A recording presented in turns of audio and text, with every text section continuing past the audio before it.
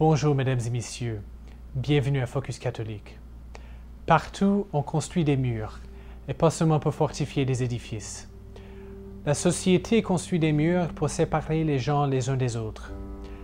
Rien n'est plus symbolique de la division entre les humains qu'une prison. Avec leurs grands murs, les prisons isolent des milliers de personnes du reste de la société. Il y a pourtant un certain nombre de personnes qui, surmontant la séparation, rendent visite à des prisonniers pour leur apporter de l'espoir.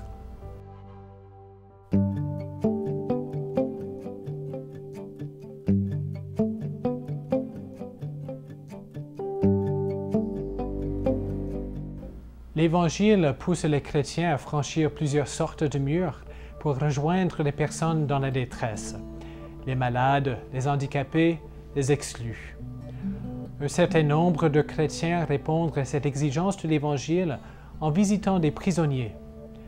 Mais qu'est-ce qui motive ces chrétiens à se rendre auprès des gens isolés de la société?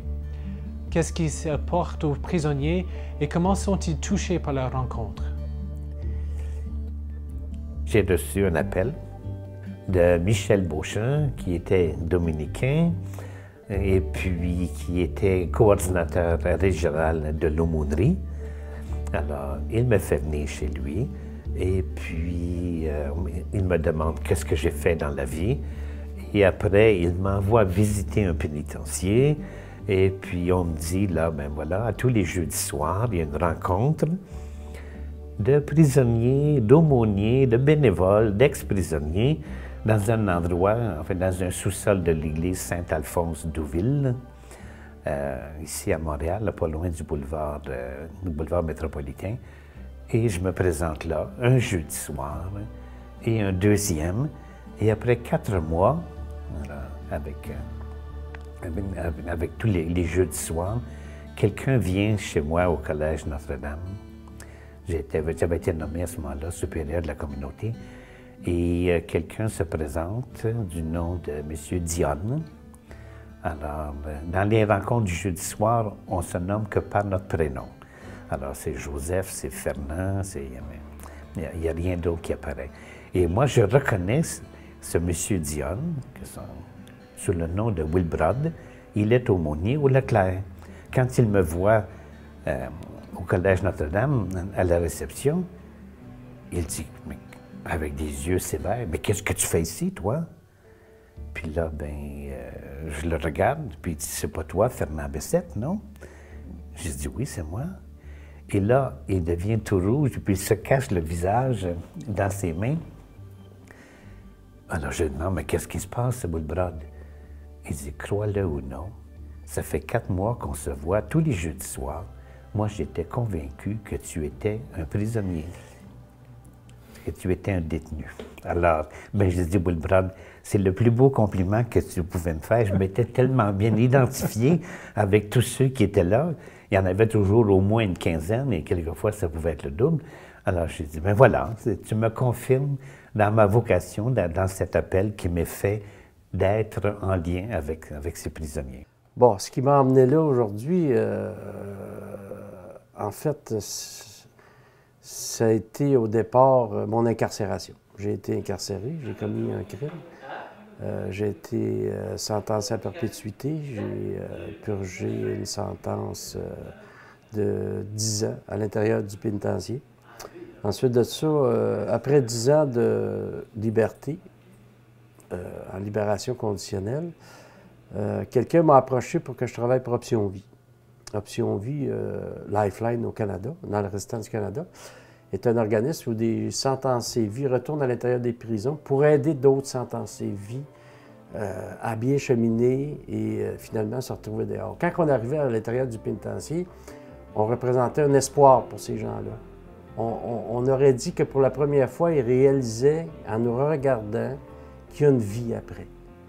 Alors, ces gens-là prenaient conscience qu'il pouvait y avoir une vie, alors on pouvait mieux les diriger, leur dire « J'étais là, moi, j'ai eu les mêmes obstacles que toi, tu fais face, et j'ai réussi à passer au travers, et maintenant, je suis heureux dans cette vie-là. » Alors, j'ai travaillé 7 ans pour Option Vie, et puis ensuite de ça, on s'est aperçu qu'il y avait un manque, après que Ces gens-là sortaient du pénitencier, ils arrivaient d'une autre planète. Il y en a qui avaient purgé 15, 20 ans, 25, puis 30 ans à l'intérieur des murs. Et ces gens-là avaient besoin d'aide. Alors, on a formé un organisme qui s'appelle le Service Oxygène pour aider ces gens-là. Ça a commencé au départ, on allait les voir à la maison de transition. Et on les accompagnait à l'extérieur, on essayait de leur trouver un travail, on leur trouvait un logement, on leur trouvait des meubles gratuitement pour pouvoir les partir dans la vie. On essayait de les encadrer le plus possible. Mais à un moment donné, on s'est aperçu que ces gens-là finissaient par retourner en prison. Alors on se demandait pourquoi qu'ils finissaient toujours par retourner en prison. Et on s'est aperçu que lorsqu'ils tombaient en appartement, après la maison de transition, ils tombaient dans un appartement tout seuls et la majorité s'isolait. Puis l'isolation, à force d'être seuls dans l'intérieur de leur appartement, il y avait la condition de non-consommation. Alors souvent, ils consommaient et ils retournaient à l'intérieur des murs pour bris de condition. Pas parce qu'ils avaient commis d'autres crimes, parce que ces gens-là ne commettent pas d'autres crimes, et c'est prouvé dans les statistiques, mais à cause des bris de condition, ils retournent en prison. Là, ils ressortaient de prison, allaient en transition, puis lorsqu'ils retombaient en appartement, ils s'isolaient, puis ils retournaient. Il y avait une espèce de cercle vicieux. Alors, moi, je dis, on devrait les mettre ensemble pour essayer de briser l'isolement lorsqu'ils sortent de la transition. Alors, on a commencé, on a parti une ressource qui s'appelle Léo's Boy, une maison de chambre, où on peut abriter 10 personnes qui sortent des transitions et qu'on fait vivre ensemble, et ça marche. Ça marche, ces gens-là demeurent là et ne retournent plus en prison. C'est comme si on avait un peu recréé l'ambiance dans laquelle ils ont vécu durant les 30 dernières années, c'est-à-dire il y a du mouvement alentour. C'est sûr qu'ils sont dans leur chambre, mais il y a du mouvement, puis c'est important pour eux autres qu'il y ait du mouvement. Ils ont besoin de chaleur humaine. Ils ont besoin d'être accompagnés. Ils ont besoin de... Moi, j'ai toujours dit, de l'expérience que j'en ai là, dans les 12 dernières années, si on formait un cercle de soutien, 3, 4 personnes dans la communauté, pour encadrer chacune des personnes qui sortent du pénitencier, il n'y aurait plus de récidive. Vous savez, les gens sortent du pénitencier, puis ils ont l'impression qu'ils sont rejetés par la communauté. Alors, c'est difficile de réintégrer la communauté quand tu te fais vilipender sur le coin des rues.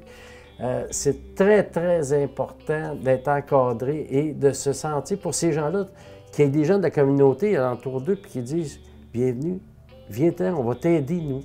Mais c'est pas ça qui se produit dans la réalité, puis c'est pour ça que souvent les gens retournent en prison. Le plus grand défi, c'est de les amener dans la communauté, de les installer dans la communauté pour qu'ils soient confortables, pour pas qu'ils se sentent rejetés par la communauté, puis qu'ils se disent « Bon, j'ai plus ma place ici, je me retourne dans le pénitencier ». Et justement, si on réussit à les rendre heureux là où ils sont, ils ne voudront plus retourner à l'intérieur. Alors le défi, c'est de les amener lentement vers le bonheur. Puis quand je vais voir quelqu'un à l'intérieur des murs, je lui demande « Es-tu heureux? » Personne va... La majorité vont dire « Ben voyons, je ne peux pas être heureux, je suis en prison. » C'est pas vrai. Je leur dis tout le temps, si tu n'es pas capable d'être heureux ici, tu ne seras pas dehors. Si tu es malheureux sur le côté droit de la rue, même si tu traverses la rue, tu ne seras pas plus heureux. Il faut que tu apprennes à l'être où tu es, puis quand tu vas sortir, tu vas être capable de l'identifier, puis tu vas être capable de le faire vivre. Quand je rencontre ces personnes, souvent elles ont une idée, une image très négative d'eux-mêmes. Vous savez, les crimes qu'ils ont commis, les crimes sexuels, puisqu'en majorité ce sont des délinquants sexuels, je dirais la plupart de ces hommes ont eu une enfance malheureuse et où le message qu'ils ont entendu depuis le tout jeune âge, souvent, c'est qu'ils étaient des bons à rien et qu'ils ne feraient rien de bon dans la vie. Et ça, habituellement, les prisonniers, les personnes incarcérées le disent comme ceci. Moi, je suis un trou de cul, puis un tas de marde. Et lorsque, par des rencontres, aussi par, je pense, une affection que je suis capable de leur montrer. Dans certains milieux, je suis reconnu un peu comme celui qui donne des câlins, des hugs, comme ils disent au service correctionnel. Enfin, alors, je pense que la tendresse, l'affection, est une façon assez effective, efficace pour entrer en relation avec ces hommes. Et lentement, là, ces hommes acceptent qu'il y a quelque chose d'autre en eux que le mal, que les délits qu'ils ont faits.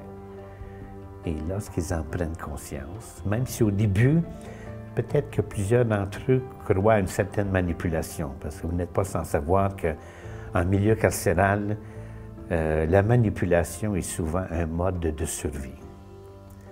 Alors, quand ils se rendent compte que je ne suis pas en train de les manipuler, mais bien de poser sur eux un regard d'amour, un regard d'affection et de tendresse, c'est là que les choses changent. Et quelquefois très lentement, mais à d'autres moments, ça se fait assez rapidement. Et là, ces hommes savent que je suis là d'abord et avant tout pour eux, même si je me permets de leur dire très souvent tout ce qu'ils m'apportent. Et j'ai une formule, enfin pour dire cela, c'est que de voir ces hommes qui ont fait des pirouettes et des culbutes de toutes sortes, essayer de se remettre debout malgré tout, que cela est très stimulant pour moi. Je vois la vie là, qui veut émerger malgré les croûtes de toutes sortes qu'on a pu mettre sur eux. Quelques-uns se sont mis ces croûtes et d'autres, on n'a seulement qu'à savoir qu'est-ce que la société pense, entre autres, de la délinquance sexuelle et de ceux qui la pratiquent. Alors, et ces hommes, quand ils sont rejoints au meilleur d'eux-mêmes, il y a des belles choses. J'ai eu le bonheur en Inde de rencontrer Mère Teresa à plusieurs reprises, parce que les frères de Sainte-Croix, comme moi, là, il y en avait qui ont travaillé pour Mère Teresa, que ce soit dans des mouroirs ou dans d'autres maisons. Alors, j'ai eu, durant quelques années, le privilège de me retrouver seul quelquefois avec Mère Teresa pour parler des frères de Sainte-Croix qui étaient avec elle. Et surtout dans ces occasions, mais dans bien d'autres aussi, Mère Teresa parlait des plus pauvres des pauvres. Alors qu'elle invitait les religieux des nombreuses congrégations présentes en Inde à être fidèles à leur charisme, mais elle nous disait qu'en exerçant notre charisme, de ne jamais oublier les plus pauvres des pauvres. À mon retour de l'Inde en l'an 2000, j'ai cru comprendre qu'ici, les plus pauvres des pauvres, ce sont les délinquants sexuels. Alors, et je pense que c'est cela qui m'a peut-être permis de trouver un intérêt et d'entendre cet appel qui m'a été fait, je pense, d'être avec eux, pour pouvoir, avec eux, faire l'expérience de l'amour de Dieu. Comme la majorité des sentences-vie, des gens qui ont tué quelqu'un dans leur vie, on fait une sentence de prison, mais on sait qu'on ne sera jamais capable de réparer ce qu'on a fait. On a enlevé la vie de quelqu'un. Et je ne suis pas le seul. Hein.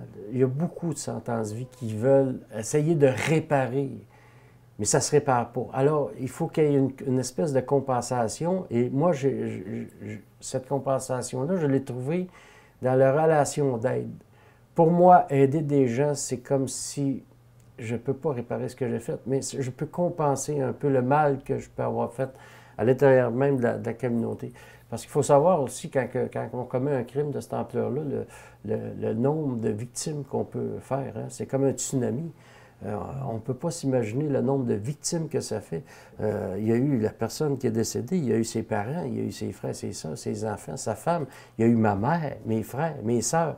C'est incroyable. Puis quand on se met à calculer le nombre de victimes qu'on a faites à l'intérieur d'un crime, c'est incroyable. Mais tous ces gens-là qui ont été mes victimes, en fait, mais ceux qui maintenant sont encore près de moi, sont contents de ce que je suis devenu parce que je travaille maintenant en relation d'aide. Puis c'est important pour moi de le faire. On aide la protection de la communauté parce que de rassurer, de redonner espoir à ces gens-là, ça l'aide à protéger la société à l'extérieur. Un homme ne peut pas vivre s'il n'a pas d'espoir.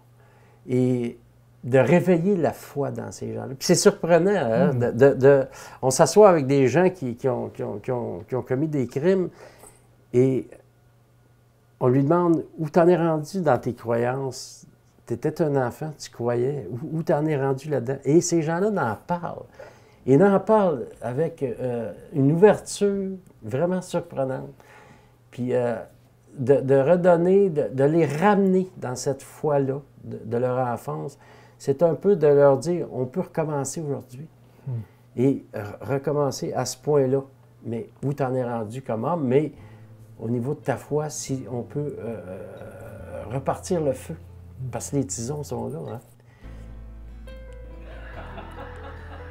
Il y a des gens qui viennent me voir, puis qui me racontent des choses qu'ils n'ont jamais dit à personne d'autre parce qu'ils ont confiance en moi. C'est incroyable. Puis tu vas parler à n'importe quel bénévole, des gens qui travaillent à l'intérieur, des bénévoles qui travaillent à l'intérieur des murs. Ils vont être unanimes. Ils vont tous te dire, moi, je ne vais pas là pour eux autres, je vais là pour moi. Ça m'apporte des choses à moi, d'être en contact avec ces gens-là. C'est comme les 10 ans. J'ai été 10 ans, là, après avoir été libéré. J'ai vécu 10 ans dans la communauté, j'avais un travail, avant que je retourne pour Option Vie. Mais ça m'a sauvé la vie de retourner en dedans, de retourner, de reprendre contact avec ces gens-là. Et je me suis aperçu que j'avais oublié. Il ne faut jamais oublier. Il ne faut jamais, jamais oublier qu'est-ce qui s'est produit dans ta vie. C'est ce qui te permet de continuer à t'améliorer et de devenir une meilleure personne. Et ces gens-là nous aident à devenir des meilleures personnes. Parce qu'il y a des gens extraordinaires à l'intérieur. Tu sais, c'est pas parce que des gens ont commis un crime que ce sont tous de mauvais gens. Il y a des gens extraordinaires à l'intérieur des murs. Et des gens qui vivent présentement dans la communauté. Et qui, juste au Québec, il y a 400 sentences de vie qui vivent dans la communauté. Ça peut être votre voisin, ça peut être votre boucher, votre dentiste qui peut avoir fait ça. Mais c'est des gens qui, j'en suis convaincu, pour la majorité, sont devenus des aidants pour essayer de compenser. Et ces gens-là nous aident. Moi, en tout cas, m'aident énormément dans ma vie. Souvent, quand que je me sens pas bien, quand je suis down, ça va être un de ces gars-là qui va m'aider à remonter. Pour moi, tout être humain est un enfant de Dieu, quelle que soit sa religion. Et c'est là que ces hommes que je rencontre, ces prisonniers, qui, dans bien des cas, n'ont plus d'identité excepté que celle d'être un délinquant, d'être un prisonnier, d'être un détenu. Et je me sens un peu invité à aider ces hommes à retrouver leur identité, hein, d'enfants de Dieu, d'hommes capables de faire l'expérience de l'amour, de la tendresse, de la responsabilité, de la fidélité, et de recouvrir l'innocence.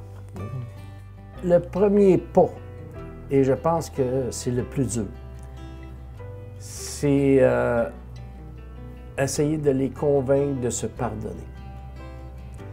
Il y a des gens que j'ai rencontrés que ça fait 25, 30, 40 ans qu'ils sont en prison, ils ne sortent pas. Ils sont incapables de se pardonner ce qu'ils ont fait. Si tu ne commences pas par te pardonner toi-même, c'est très difficile de continuer à vivre. Parce que tu as toujours l'impression que tu ne mérites pas d'être heureux. Tu ne peux pas te permettre aucune joie, aucun bonheur parce que tu ne le mérites pas. Ce que tu as fait, c'est trop grave. Alors, la première marche, c'est le pardon. Essayer de les convaincre, de se pardonner, de dire, écoute, il y a une vie après ça. Il faut que tu essaies de te pardonner et à partir de là, essayer de réparer d'une quelconque façon pour que tu sois heureux.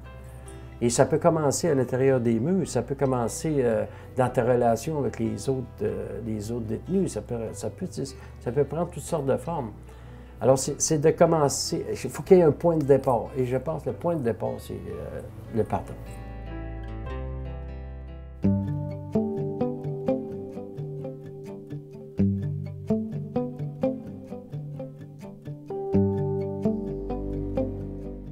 Il n'est pas facile de s'ouvrir aux autres, surtout aux exclus de la société.